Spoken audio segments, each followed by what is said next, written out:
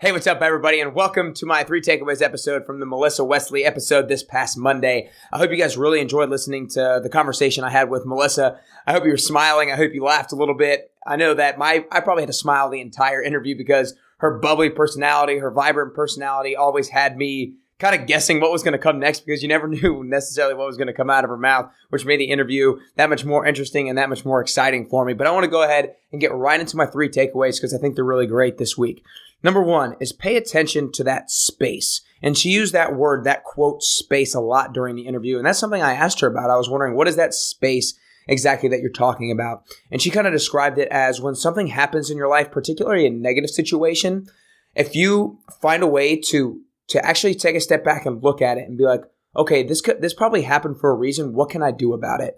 And she talked about how you kind of can have 2 different approaches to it. You can sit there and dwell on it and kind of embrace the victim mentality and just kind of keep thinking over and over again, why did this happen? Why me? Why now? All that kind of stuff.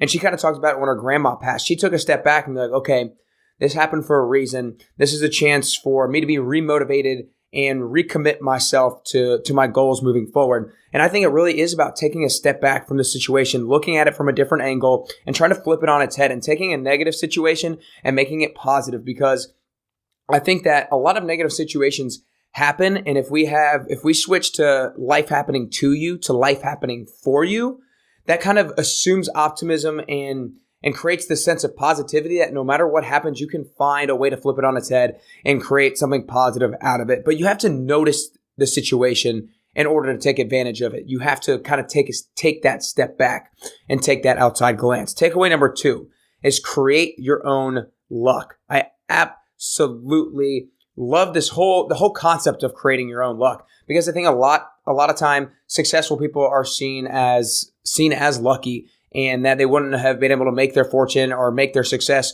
come to fruition if it weren't for luck. But I really like the idea of creating your own luck. And she talked about it in the sense that she continually volunteers her time going places to try to help out different people in the community in whatever way they may need it, in the best way that she can provide her services. So being able to volunteer at these different places allows herself to be introduced to people that can support her and allow her to move her mission forward. And to me, I think that when you work towards something that's aligned with what you feel your purpose actually is, that things kind of happen behind the scenes. And I think that everybody can describe that in a different way, whether it's faith, whether it's religion, or whether you just think the universe is working. I think the way that I like to describe it as a completely neutral state is that how you want to describe it is up to you. But like I said, the universe probably feels your commitment level, feels your hard work, and kind of makes things work behind the scenes. That's the best way I can really describe it. I'm a faithful guy, so I believe that there is some sort of God's work involved with it all. But I think if you just kind of look at it as the universe is working towards you, feels your commitment level, feels your hard work, and that's a great way to look at it too. Number 3 is own your journey. And this popped up. I've got this takeaway because of right at the end of the conversation when I asked her about her age.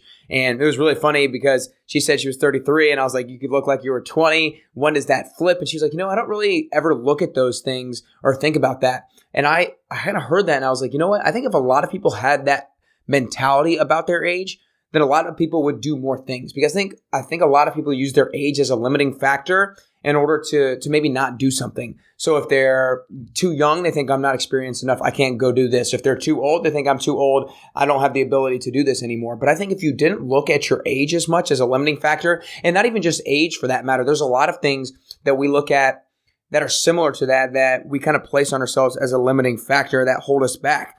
And to me, I think the only thing that our mind is not capable of are the things that we tell it that it's not capable of. So if you own your own journey and kind of take responsibility to kind of not let those other limiting factors find a place in their life, that you can do a lot more towards the things that you want to be able to accomplish. So again, my 3 takeaways: pay attention to that space. Find a way to step back, look at it, take that negative situation and flip it to a positive. Number 2, create your own luck.